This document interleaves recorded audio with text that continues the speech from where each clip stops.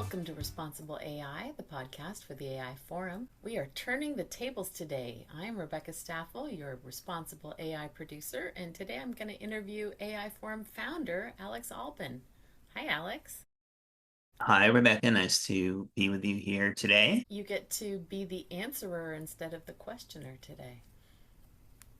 I appreciate the role reversal. Great.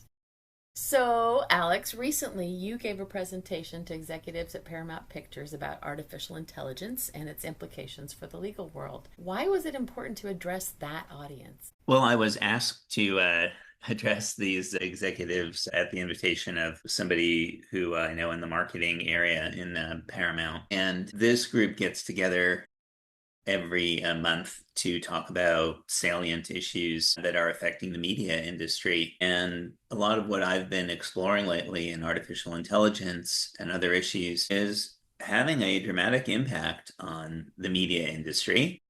As you know, there were two very prominent labor actions in the last few years, one that was brought by the actors, one that was brought by the Writers Guild, that affect the way they have to navigate AI usage in television and in film. That's just one of the many issues that's facing this industry.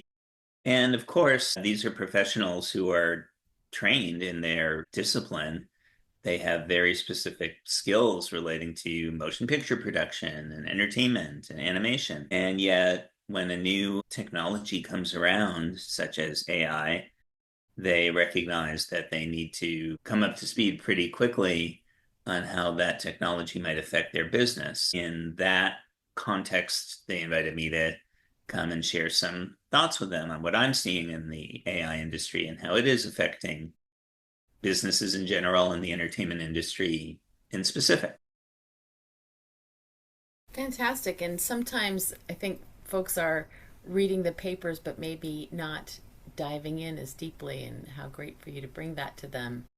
And your presentation emphasizes the importance of understanding really how LLMs work, large language models. Can you elaborate on the distinction between an LLM and traditional search engines and why that's crucial from a legal perspective? Sure, I'd be happy to chat with you about that. The public in general doesn't have expertise in the one of the aspects of artificial intelligence, which is the presence of what we call LLMs or large language models. The most popular and famous one is Chat GPT, which since its public debut about 2 years ago has revolutionized the way millions of people conduct their lives, their personal lives, their social lives, and in the business world as well. But no one really is required to take a course in the basics of LLMs, just as we weren't required to take a course on the basics of the internet or the basics of the cloud. These technologies come upon us in waves, and we are expected to adapt to them. At UCLA, where I teach a course, I do spend some time on two very important table setting issues. The first is trying to define what we mean when we talk about AI. AI means different things to different people. Various aspects of AI, artificial intelligence, have been around for decades. Various ones are fairly new. When I address a group, I like to talk about the fact that AI can mean robotics, AI can mean natural language models, AI can mean machine learning, AI can mean pattern recognition, facial recognition, and associated techniques. And all of these things are different. So, as we start any discussion, we should be trying to clarify what we mean by artificial intelligence. The focus of this particular discussion with the executives was on large language models. A large language model is a computer program. It is a very evolved computer program that has scaled billions of times to incorporate a very sophisticated ability to understand the relationship between words. Just sticking to the English language has been around for a long time. And it has been digitized since the internet age, let's say for the last 30 years. And therefore, there's a lot of material to incorporate. And the first large language models started to incorporate large blocks of language in various forms, whether it was in writing, whether it was in a book, a radio broadcast, a film, some other form of media that captured words. The model mimics human speech and mimics human comprehension to the extent that it can talk to you. And that's why I think most people feel this is somewhat like a human brain with a machine interface. It's not a human brain. It is a mathematical brain that is drawing vector type relationships between words and phrases. I think most people's model of an LLM, and it's not surprising that this is their conception, is that there's a huge library somewhere of files, digital files. They're all stacked up on the shelves of this library. And some of those shelves have the works of William Shakespeare, and some of them have the works of Marcel Proust, and some of them have Spanish textbooks. And all of these things are filed away so that when we ask a question of an LLM, we are accessing specific files. That is not the behavior of an LLM. An LLM is analyzing the words in the question that is put to it and building relationships that make sense to it as if it is conversing with you. For example, if you were to say, "Who is Juan Soto, the baseball player?" The language model would then understand that there's a word called Juan, there's a word called Soto, there's a word called baseball, there's a word called player, and these words have relationships to each other. And it also knows that every time or every millionth time somebody has asked who is Juan Soto, that there's a response that gives a biography of this person that's based on another set of words that correspond with the phrase, "Who is Juan Soto?" That's a very simple example of what an LLM is doing in terms of retrieving data based on the mathematical relationship between the different words. The reality is that these large language models, which include Gemini and Cohere and Perplexity and others, have become so adept at building responses to language queries that it truly seems like we are dealing with an intelligent being that is responding to the questions that we are asking. That's the marvel that I think many of us experience when we are in a relationship with an LLM. I think that's a long-winded way of saying that when I do talk on the subject, I try to define these terms for people so that they have a basic understanding. And I think it also clears up some misunderstandings about what a large language model is that have popped up in the discussion. And that's also important for people to know about. And why is it important from a legal perspective? Yes, because a lot of the entertainment industry and other industry are based on the production of content. Entertainment certainly is based on words, pictures, photos, images, and sounds. And all of these are subject to copyright protection in the United States and in other places around the world. The basic food stuff for an LLM is to absorb lots of different types of content. And that's why I made the analogy earlier to this giant library file, so that when an LLM is trained on content, it reads the content and then builds its mathematical model based on the relationship between the words. Under copyright law, someone is not allowed to copy a work without the consent of the author. And so, if in fact large language models were keeping billions of copies of all literary works known to mankind, that would be a massive copyright violation.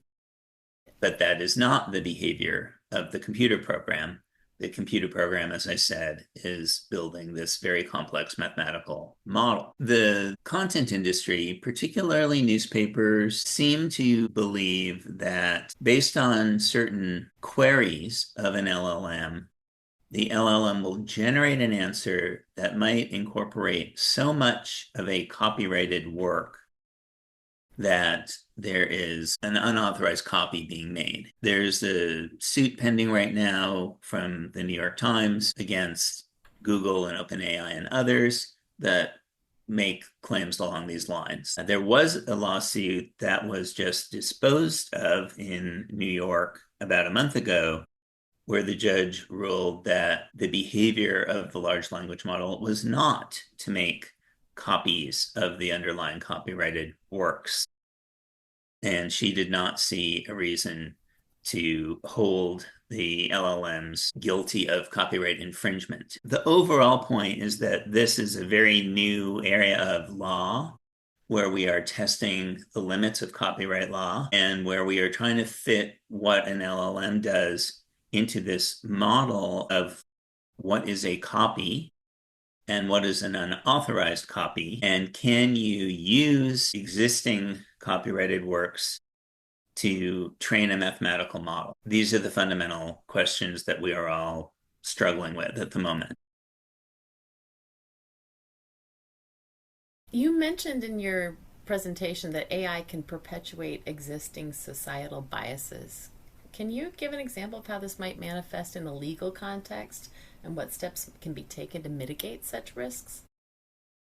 Yeah, it's very important to understand that an LLM is only as good as the data that goes into the large language model. If we train a model on data that is inaccurate or biased, the outputs of the model are going to reflect inaccuracies or biases. For example, if we showed the large language model a photo of a cat and said that it was a raccoon, the large language model would then respond, yes, I see that raccoon, when it sees the image of the cat.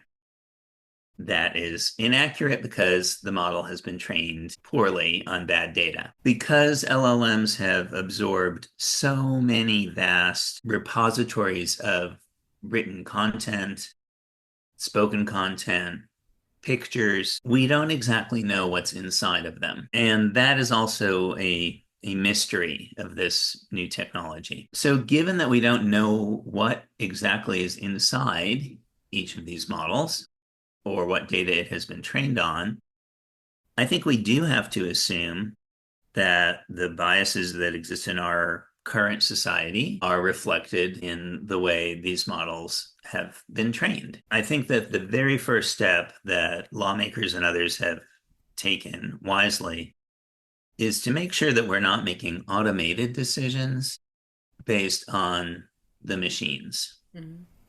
That, especially when they are dealing with important questions involving people such as jobs and housing and equal opportunities, that we not simply put this up to a computer program and ask for a definitive answer. In many cases, the laws or policy guidance are requiring that there should be a human review of a decision, even if the decision has been suggested by a computer program. I totally agree that in certain cases this is appropriate. And also, to the extent possible, we want to make sure that the training data that is used in a particular model does not come from a source that is biased. And this is going to be an ongoing challenge because these models continue to grow and absorb new information.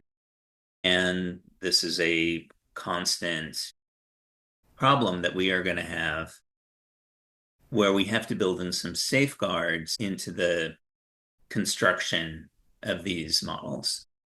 Yeah, it sounds like a concerted effort from a group of bad actors could affect what you're going to get back out of the system. Right. And I think that the question for lawyers might be, do we need new laws to deal with this new technological reality? Or do we have sufficient laws on the books already to prevent discrimination in various ways and simply need to be smart about how we apply those laws to automated decisions or other kinds of decisions that are generated or suggested by artificial intelligence? California seems to be at the forefront of the AI regulation in the US. What are some key provisions of those new California laws and how are they impacting practice? California has, in the last year or two, passed a very interesting, somewhat random set of laws regarding artificial intelligence. Some of those laws deal with anti-discrimination, and those are appropriate, even as I commented. I'm not sure that they are strictly necessary given existing law. Other laws are new regarding the use of deep fakes in political advertising. It might already have been illegal to create fictional images and lies in political advertising. But if you deploy artificial intelligence to do so, this new set of laws directly addresses that scenario for the state of California. There are also a set of new laws in California that are concerned about the privacy of certain kinds of data. For example, neural data. When you observe the way a human brain is working, those brain waves and the patterns that are captured by machines are certainly personally identifiable information. And the state of California in the last month did pass a law clarifying that those neural image information falls under the California Consumer Privacy Act that was passed in 2018. Now, I think a reasonable judge might have determined that such personally identifiable information was already covered by the California privacy law. But this new law makes it absolutely clear that neural imaging does fall under this law. The California privacy law enables an individual to find out what information a company or organization has about them, to make corrections to that data, and to request that that data not be used or not be sold, rented, or shared by that organization. In this way, I think we're seeing a variety of different legislative approaches to AI. To me, this seems somewhat scattered at the moment as we That's what I are was asked. You trying, used the word random. right? We are trying to identify what the real problems are that the technology creates and that are not covered by existing law. And I encourage my students, and I know my peers are really actively looking at the technology to see if we do require new regulation at this stage of the game. And looking ahead, how do you, so speaking of your students and education, how do you see AI shaping legal education in the coming years? It's going to be fascinating to see how the adoption of AI plays out in the legal education space. Law deals with words, and in a sense, your training as a lawyer is based on your training in a very specific set of words relating to laws. The fact is that AI is incredibly good at understanding legal statutes, reading legal cases, and researching similar fact patterns. These are all things that a law student and a new lawyer are trained to do. This means that AI can be used to accelerate learning quite a bit.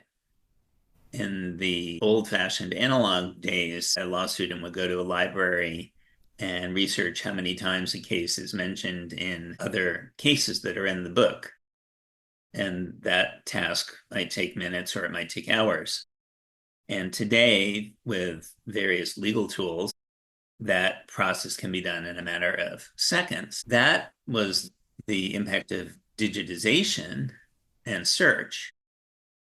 When you add AI, you add an element of intelligent search that is really able to look at more complex patterns and also develop material that is responsive to specific tasks. For example, one of the things that lawyers do is generate questions based on a case. We call this the discovery phase of a case. A new attorney might spend their entire first few years at a law firm simply generating questions for discovery. A human takes a certain amount of time to read and write and review material, and that time is well compensated in the context of a law firm. And this is part of the business model of law firms. If you can do that same type of task, such as generating questions about a case to be posed to the other side in a fraction of the time, then you are going to save a lot of time for your own staff and you're going to enable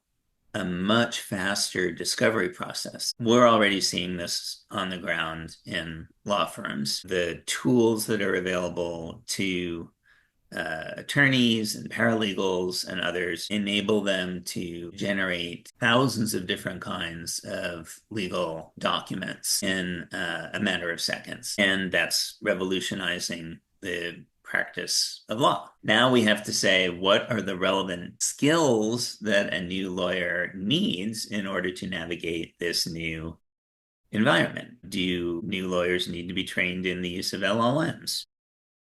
I think the answer is pretty clear that yes, they need to be trained in the use of LLMs. Do law firms need to be careful about exposing sensitive and confidential information to LLMs? And again, the answer is yes. Law firms need to be very careful about exposing confidential client information, just as they always have been under an obligation to keep such information confidential. They need to keep that information confidential if there is a possibility of exposing it to. And so we're going to need to analyze each part of the practice of law and try to understand how artificial intelligence is going to impact that practice area. And the way things are moving, do you think that AI moves from being a terrific researcher and discovery partner to eventually predicting legal outcomes? How would you use it that way? Lawyers and legal scholars have speculated for some time that a robot is going to be able to decide a legal case based on facts that are presented to it. There was a law review article written called Judge Robots by a professor at UCLA a few years ago, and it basically entertained the scenario that people would agree to submit their disputes to robots if the robots could be fair, unbiased, and cheaper than a judge or an arbitrator. This isn't an issue so much, I think, of understanding of law or the capability of robots. This is more a question of trust. At what point are people who are in a dispute going to say, we trust this machine to come up with a fair and unbiased answer?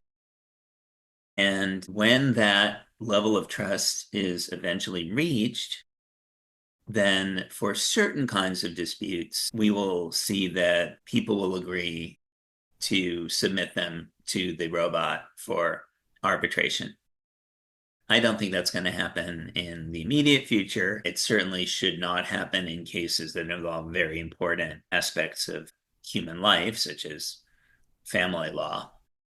But perhaps in minor cases and small claims amounts, it will make sense to have your case quickly and fairly disposed of in an automated way, as opposed to a time-consuming and expensive process where most of the people involved are not happy with the outcome. This does go back to what you talked about earlier about understanding how the LLM is being trained, I suppose. So if I'm submitting myself to the judgment of Judge Robot, I want to make sure that that model is based on what cases that I trust or law that I trust. The author of that law review article that I referred to earlier was Eugene Volokh, who was on the faculty of UCLA, and he is now at the Hoover Institution. So there are a variety of companies, including one that I have been involved in called Theo AI, that thinks that artificial intelligence is ready to predict the outcomes of certain types of cases based on their fact patterns. This is an area that has use to people involved in disputes, to law firms that are thinking about taking cases, to parties that are involved in the financing of legal disputes, and many others in the industry.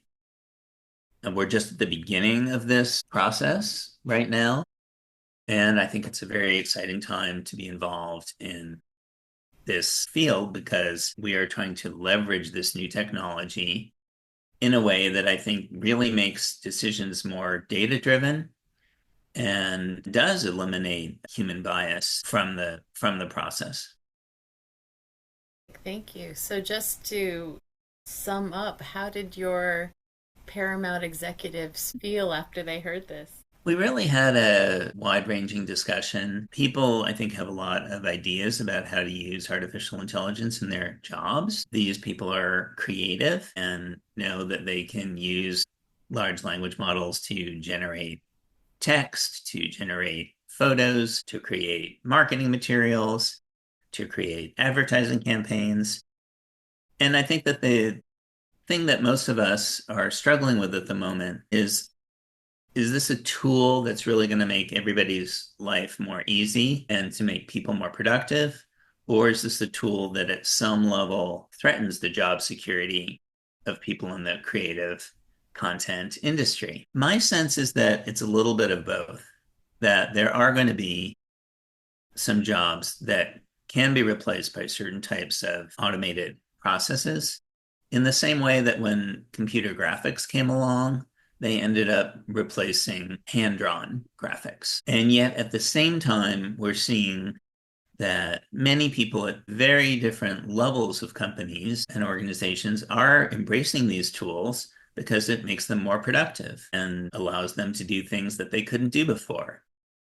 And to that extent is creating productivity and even enhancing creativity. My sense is that we need to be careful not to regulate the baby before it starts to walk. We really should understand how the new technology is being used in these industries and allow them to fulfill their potential to benefit humans, and yet at the same time, not be so disruptive as to, create an environment that is, I think, more detrimental to the creative process. I don't think anybody wants that.